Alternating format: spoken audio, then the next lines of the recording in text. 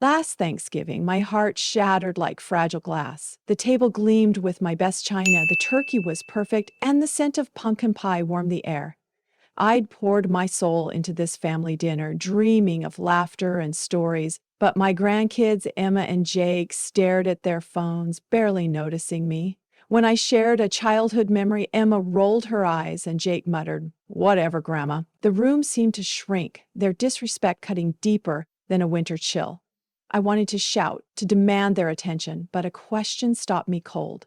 Was I losing them forever? That night, sleepless and aching, I vowed to bridge this gap, not with anger, but with something stronger. What could I do to reclaim their respect and rebuild our bond? Join me on this journey to find out. The memory of that Thanksgiving dinner still stings, like a wound that hasn't quite healed. I'd spent days planning, my hands trembling with excitement as I set out the tablecloth my own mother had embroidered decades ago. The house was alive with the clatter of pots and the warmth of the oven, and I could almost hear the echoes of past holidays when my kids were little, their voices filling the air with joy. This year, I wanted to create that magic again for Emma and Jake, my teenage grandkids who were growing up faster than I could keep up with. I pictured us swapping stories, maybe even laughing over my old-fashioned ways. But when they shuffled in, their eyes glued to their phones, my heart sank. It wasn't just that they ignored the spread I'd labored over. It was the way they dismissed. Emma, with her sharp wit and bright smile, had always been my little confidant, the one who'd beg for my oatmeal cookie recipe. Jake, my dreamer, used to curl up beside me, asking for stories about my childhood on the farm. But now, at 15 and 17, they were strangers in my dining room. When I started to tell them about the time I learned to ride a bike, the story they used to love, Emma's eye roll hit me like a slap. Jake's whatever grandma was a dagger, casual but cruel. The chatter of the family faded into a hum, and all I could feel was the weight of their indifference. I looked around at my carefully arranged table, the candles flickering like my fading hope, and wondered, when did I become invisible to them? I wanted to snap, to slam my hand on the table and demand they put their phones down. My pulse raced and a hot flush crept up my neck. I'd raised their mom with discipline and love. Hadn't I earned their respect? The urge to raise my voice was overwhelming, like a storm ready to break. But as I opened my mouth, something stopped me. Maybe it was the memory of my own grandma, her gentle patience even when I was a stubborn teen, or maybe it was the fear that yelling would only push them further away. I clenched my fists under the table, my nails digging into my palms, and took a shaky breath. I didn't say a word. Instead, I passed the mashed potatoes and forced a smile. But inside, I was crumbling. At night, after the dishes were stacked and the house was quiet, I sat in my armchair, the one my late husband used to love. The glow of the street lamp filtered through the curtains, casting shadows that felt like my doubts. I replayed the dinner in my mind, Emma's smirk, Jake's muttered dismissal, and the pain twisted deeper. Had I failed as a grandma? Was this what family gatherings would be now? A table full of silence and screens? I thought of all the moments I'd cherished with them. Baking cookies at Christmas, fishing at the lake, teaching them to plant tulips in the spring. Where had those kids gone? The question that haunted me most was the one I couldn't answer. Were they slipping away for good? I could have let that pain fester. I could have called their mom, my daughter, and vented about their rudeness, hoping she'd set them straight. But as I sipped my chamomile tea, staring at the framed photos of Emma and Jake on the mantel, I felt a shift. Anger wasn't going to fix this. Shouting wouldn't bring back the kids who used to run into my arms. I needed to understand them, to find a way to reach them without breaking what little connection we had left. But how? The question buzzed in my mind like a persistent fly, keeping me awake as the clock ticked past midnight. I thought about the world they lived in, so different from mine. Their lives were filled with Snapchat streaks, TikTok trends, and pressures I could barely grasp. Maybe their behavior wasn't just about me. Maybe they were struggling with things they didn't know how to say. The thought was a flicker of light in the darkness, a possibility that made me sit up straighter. What if I could be the one to bridge this gap? Not by forcing them to listen, but by showing them I was still here, still worth listening to. It was a daunting idea, like stepping onto a tightrope without a net. I didn't know if I could do it, but I knew I had to try. I remembered a piece of advice my mom used to give. You catch more flies with honey than with vinegar. If I wanted Emma and Jake to respect me, I had to start with myself.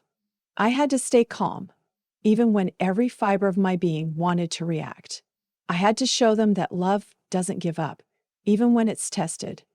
That night, I made a silent promise. I wouldn't let this moment define us. I find a way to reach them, to rebuild the bond that meant everything to me. It wouldn't be easy and it wouldn't happen overnight, but I was ready to take the first step. As I finally drifted to sleep, the pain of that dinner still lingered, but it was tempered by a new resolve. I didn't have all the answers, but I had hope, and that was enough to start. The next morning, I woke up with a plan, not fully formed, but rooted in a simple truth. I wasn't just their grandma. I was their guide, their safe harbor. If I could show them that, maybe, just maybe, we could find our way back to each other. What I didn't know then was how this journey would test me, surprise me, and ultimately change us all. The sting of that Thanksgiving dinner lingered like a bruise, but as the dawn broke, a quiet determination took root in me. I sat in my kitchen, the aroma of fresh coffee mingling with the faint scent of leftover pumpkin pie, and replayed the moment Emma's eye roll and Jake's whatever grandma had cut me so deeply. The pain was raw, but I refused to let it define us. I could still feel the heat of my unspoken anger from that night, the way my fists clenched under the table as I fought the urge to demand their respect. But yelling wouldn't bring back the grandkids who once hung on my every word. I needed a new approach, one that didn't rely on the old ways of discipline I'd used with their mom. As I sipped my coffee, staring at the frost-kissed window, I asked myself, what was really going on with Emma and Jake? Why had they built these walls? The question sparked a curiosity that felt like a lifeline, pulling me out of despair and into possibility. I decided then and there to stay calm, no matter how hard it was. It was a promise to myself, like the ones I'd made long ago when I vowed to be the kind of grandma who'd always have cookies and a listening ear. But this promise was different. It was about reclaiming my strength, not through control, but through patience. The next day, when Jake came over to grab some leftovers, he ignored my request to take off his muddy boots at the door. My instinct was to snap, to remind him whose house this was.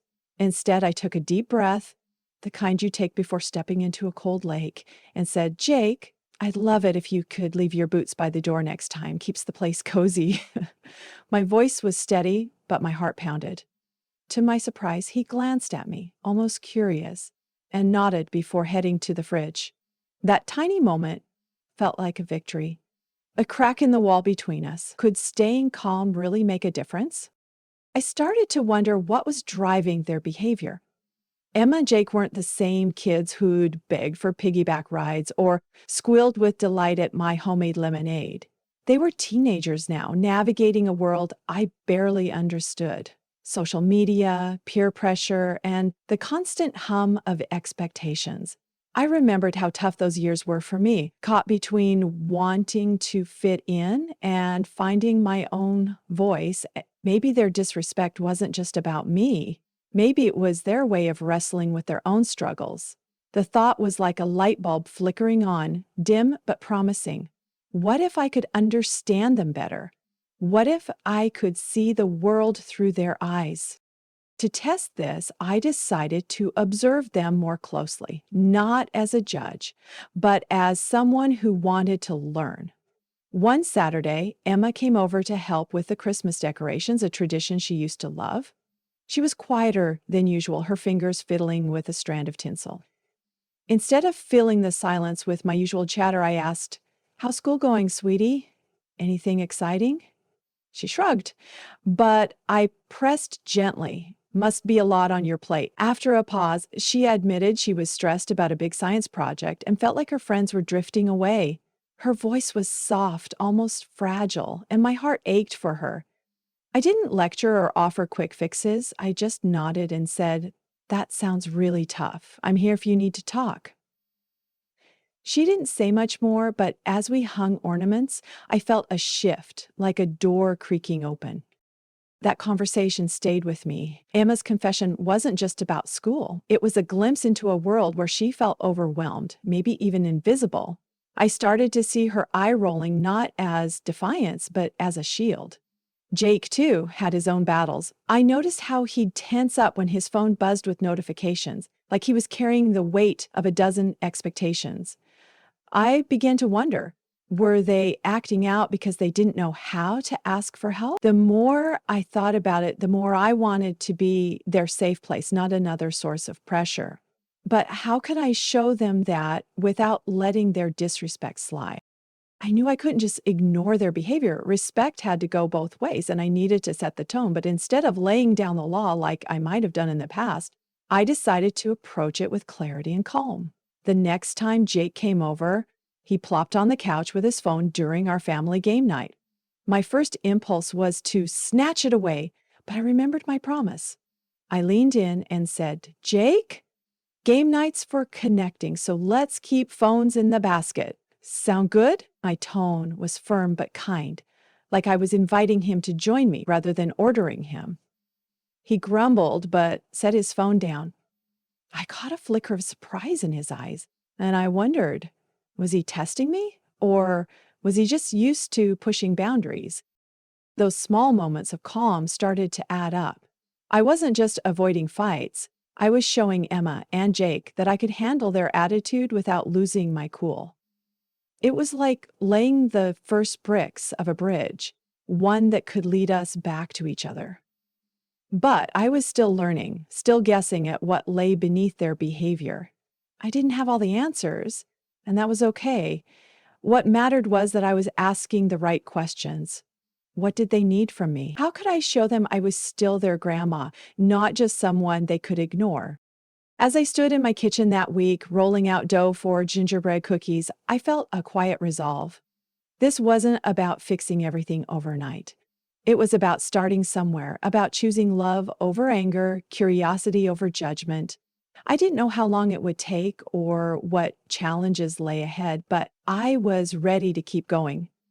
I wanted to understand Emma and Jake, not just as my grandkids, but as the young people they were becoming. And maybe, just maybe, that understanding would be the key to unlocking their respect and their hearts. The gingerbread dough was still soft under my rolling pin, its warm spice filling the kitchen, as I replayed my recent moments with Emma and Jake. That week, I'd taken my first steps toward understanding them, choosing calm over anger and curiosity over judgment. Emma's quiet confession about school stress and Jake's subtle nod when I asked him to leave his muddy boots at the door were small victories, like the first buds of spring after a long winter. But I knew these fleeting connections weren't enough.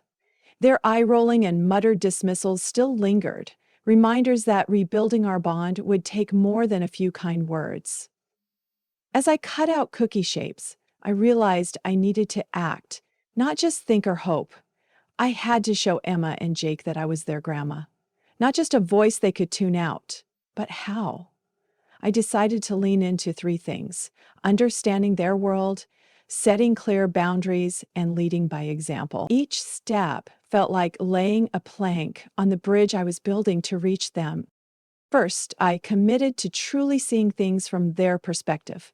Emma's words about her science project and fading friendships had cracked open a window into her life, and I wanted to peer further.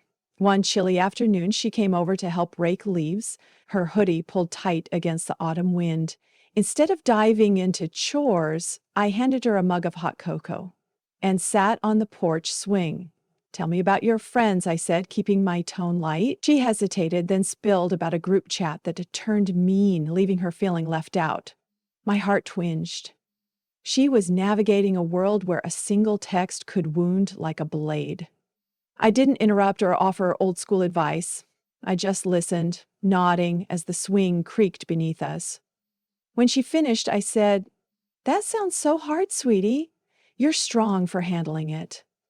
Her shoulders relaxed, and for the first time in months, she smiled at me. A real smile, not the forced kind. That moment wasn't just about leaves or cocoa. It was about showing her I cared about her world, not just mine. With Jake, understanding took a different shape. He was quieter, his thoughts hidden behind a curtain of shrugs and earbuds. But I noticed how he lit up when talking about his video games. So one evening I asked, "What's this game you're always playing?" He looked surprised, like I'd spoken a foreign language, but then launched into an explanation about quests and battles. Didn't catch every word, half of it sounded like gibberish to me. But I leaned in, asking questions like, "So you're the hero?" His grin was worth every minute of my confusion. I realized his games weren't just distractions, they were where he felt in control, maybe even safe. By showing interest, I wasn't just his grandma with rules. I was someone who valued what mattered to him. These conversations, small as they were, felt like stepping stones, each one bringing us closer. But understanding alone wouldn't address their disrespect.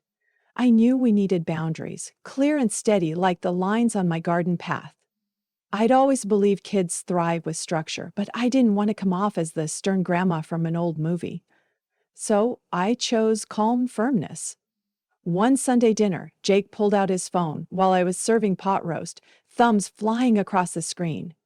My instinct was to snatch it, but I remembered my promise to stay steady. I set down the platter and said, "Jake, phones go in the basket during dinner. It's our time to connect." My voice was even, like I was stating a fact, not issuing a threat. He sighed, loud enough to make a point, but slid his phone into the wicker basket by the door. Emma, watching, followed suit without a word. I caught a flicker of respect in Jake's eyes, like he was testing me, and I'd passed. That simple rule wasn't just about phones. It was about showing them that respect starts with clear expectations. I applied the same approach with Emma. She developed a habit of interrupting when I spoke, cutting me off mid-sentence. One day, as we planned a family barbecue, she talked over me about the guest list. I paused, took a breath, and said, "Emma, I love your ideas, but let's take turns so I can share mine too." I kept my tone warm but firm, like a hug with a backbone. She blinked, caught off guard, then nodded. I explained that if she kept interrupting, we'd pause the planning until we could listen to each other. She didn't test me that time, and I felt a quiet triumph. These boundaries weren't punishments, they were signposts, guiding us toward mutual respect. Leading by example was the hardest part, but I knew it was the most important. If I wanted Emma and Jake to respect me, I had to show them what respect looked like. So I made a point to listen. Really listen. When they spoke, when Jake rambled about a new game level, I put down my knitting and gave him my full attention, even if my eyes glazed over at the jargon. When Emma shared a song she loved, I didn't just nod. I asked her to play it, swaying along to the unfamiliar beat. One rainy afternoon, I even suggested we try a family board game, something we hadn't done in years. I let them pick Monopoly, of all things, and laughed when they ganged up to bankrupt me. My patience and openness weren't just for show. They were my way of saying, "I see you and I value you." I also showed respect by honoring their space. When Emma seemed moody, I didn't pry. I'd say, "I'm here when you're ready," and let her come to me. With Jake, I respected his need for quiet, not pushing when he retreated to his games. These acts, small but deliberate, were my way of modeling the behavior I hoped they'd mirror. I wasn't perfect. There were moments I wanted to lecture or sigh in frustration, but I kept trying. And slowly, I noticed changes. Emma started asking my opinion on little things like what dessert to bring to the barbecue. Jake, once glued to his phone, began lingering at the table after dinner, joining our conversations. As I stood in my kitchen, the gingerbread cookies now cooling on the rack, I felt a cautious hope. Understanding, boundaries, and leading by example were weaving us closer, like threads in a quilt. I didn't have all the pieces yet, but I was building something real. What would happen next? Would these efforts truly change how Emma and Jake saw me? I didn't know, but I was ready to keep going, one step at a time. The scent of gingerbread cookies lingered in my kitchen, a sweet reminder of the steps I'd taken to rebuild my bond with Emma and Jake. Those moments of listening to Emma's struggles, setting firm but kind boundaries like the phone basket at dinner, and showing them respect through my actions were starting to feel like more than just efforts. They were seeds I'd planted, now beginning to sprout. As I stacked the cooled cookies in a tin, I thought about how far we'd come since that painful Thanksgiving dinner when their eye rolls and indifference had left me questioning my place in their lives. My commitment to understanding their world, guiding them with clear rules, and leading by example was weaving a fragile but hopeful thread between us. But hope is a delicate thing, and I wondered, would these efforts truly take root? As the weeks unfolded, I began to see small changes, like the first rays of sunlight breaking through a stormy sky, and each one filled me with cautious optimism.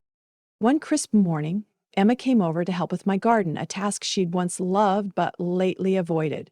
I handed her a trowel, expecting her usual half-hearted effort, but she surprised me. She dug into the soil with focus, asking, "Grandma, how do you keep the roses from wilting?" It was a simple question, but the way she looked at me, attentive, curious, felt like a gift. I explained my tricks, and as we worked side by side, she opened up about a new friend at school. Her voice was lighter, her guard down. When we finished, I said, "You've got a real knack for this, sweetie." Her smile, bright as the roses we'd tended, was a sign that my patience was paying off. She wasn't just helping in the garden, she was letting me back into her world. Jake's changes were quieter, but no less meaningful. One evening, as we sat down for our weekly family dinner, he didn't reach for his phone. Instead, he asked, "Grandma, you ever try fishing when you were a kid?" It was the kind of question he hadn't asked in years, and my heart skipped. I told him about the summer I caught my first trout, embellishing just enough to make him chuckle.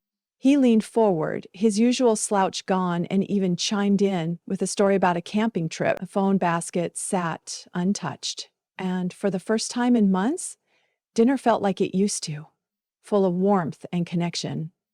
That moment wasn't just a conversation.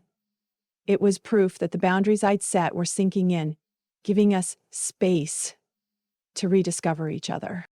These shifts didn't happen overnight, and they weren't always smooth. There were still moments when Emma's sarcasm flared or Jake retreated to his room, earbuds in. One day, Emma snapped at me when I asked her to help with dishes, saying, "Why can't you just do it?" Her tone stung, echoing the disrespect I'd felt at Thanksgiving.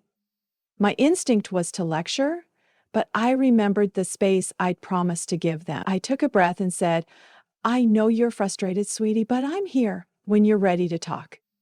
I didn't push or scold. 2 days later, she shuffled into the kitchen, eyes downcast, and mumbled, "Sorry for being rude, Grandma." Her apology was soft, almost shy, but it hit me like a wave of relief. She wasn't just saying sorry. She was reflecting, growing, and that was more powerful than any reprimand I could have given. I started to see how giving them room to think was as important as the boundaries I'd set. With Jake, I noticed he'd linger after dinner, helping clear plates without being asked. Once, when I thanked him, he shrugged and said, "It's no big deal." But it was a big deal to me. These weren't grand gestures, but they were signs that he was internalizing the respect I'd been modeling. I realized that pushing for instant change would have backfired, creating resistance instead of growth. By stepping back, I was letting them come to their own conclusions, and that felt like laying a foundation stronger than any rule book. Acknowledging their progress became my secret weapon. I made a point to notice the little things, like when Emma remembered to say please or Jake offered to carry groceries. One afternoon, as we planned a family barbecue, Emma suggested inviting her new friend.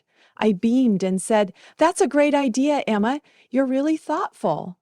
Her cheeks flushed, and I could tell the praise meant something. With Jake, I caught him fixing a wobbly chair in my dining room without being asked.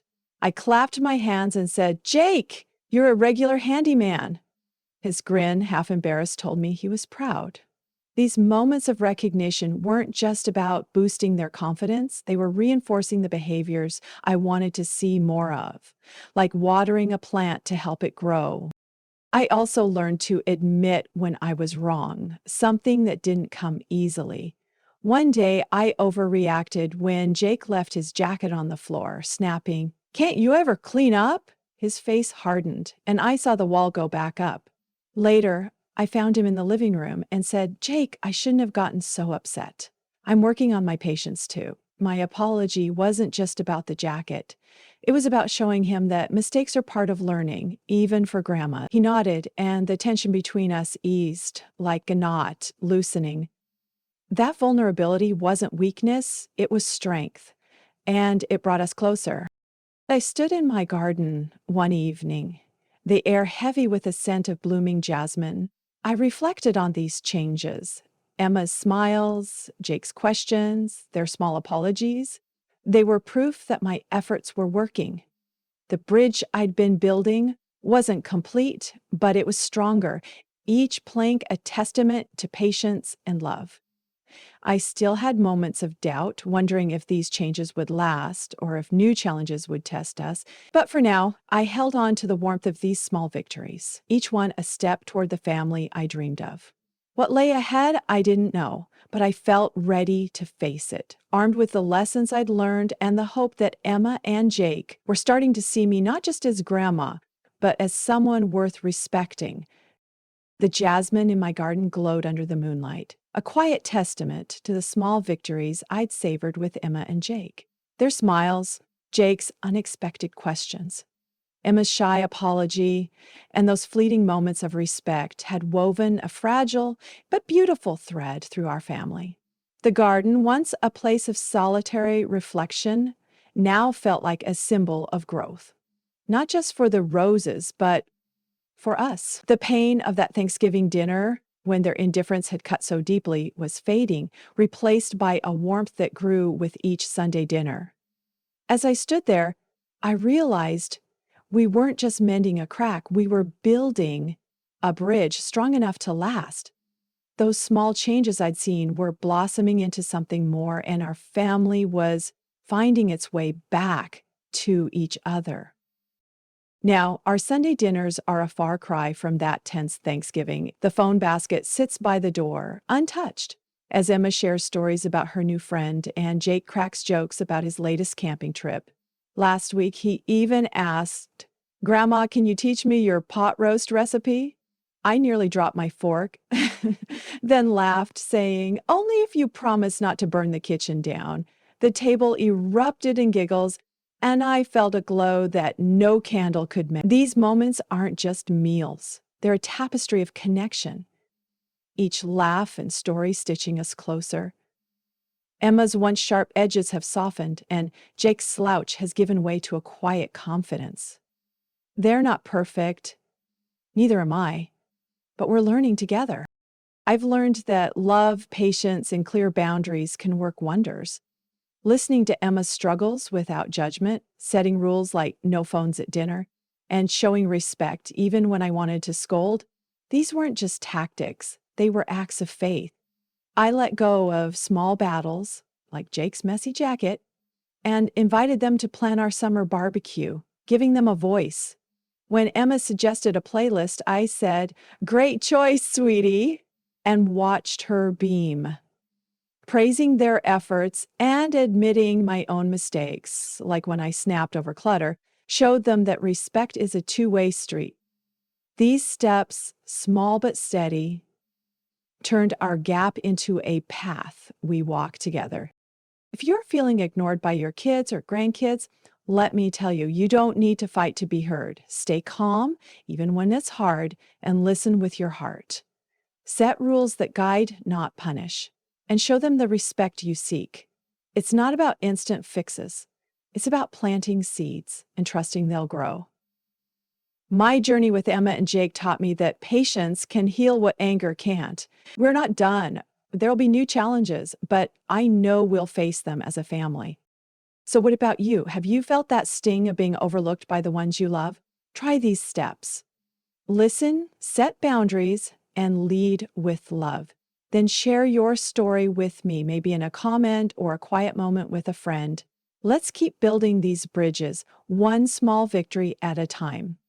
As I look at my garden, I see more than flowers. I see hope rooted deep and reaching for the sky. And that's what I wish for you. A family that grows stronger together.